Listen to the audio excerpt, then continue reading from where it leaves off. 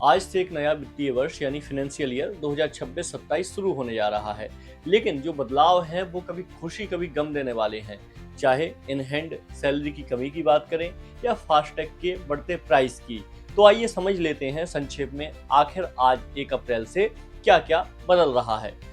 मुख्य बदलावों में से पहला यह है कि 1 अप्रैल से इनकम टैक्स एक्ट 1961 को इनकम टैक्स एक्ट 2025 से बदल दिया जाएगा। यह देश की डायरेक्ट टैक्स प्रणाली में एक बड़ा बदलाव होगा। इनकम टैक्स एक्ट 2025 में एक बड़ा बदलाव यह है कि असेसमेंट ईयर और फाइनेंशियल ईयर का नाम बदलकर अब टैक्स ईयर कर दिया गया है ताकि कोई कंफ्यूजन ना हो। दूसरा बदलाव है इन हैंड सैलरी में कमी। दरअसल सरकार द्वारा लाए गए 4 नए लेबर कोड वेतन सेक्शन के तहत अब कंपनियों को आपकी सैलरी का कम से कम 50% हिस्सा बेसिक वेतन के तौर पर देना होगा।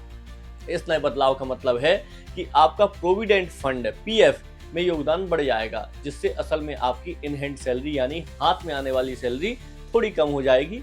हालांकि सैलरी की कटौती नहीं होगी। तीसरा है भारतीय रिजर्व बैंक के निर्देशानुसार आज से देश में सभी डिजिटल भुगतान लेन देन के लिए 2 फैक्टर ऑथेंटिकेशन 2 कारक प्रमाणीकरण के मानकों को पूरा करना अनिवार्य होगा।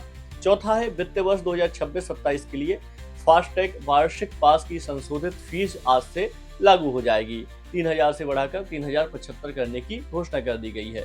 पांचवा है पैन कार्ड के लिए सिर्फ आधार से काम नहीं चलेगा, दूसरे डॉक्यूमेंट भी जमा कराने होंगे। इस तरीके से ये नए बदलाव 1 अप्रैल से लागू हो जाएंगे। धन्यवाद।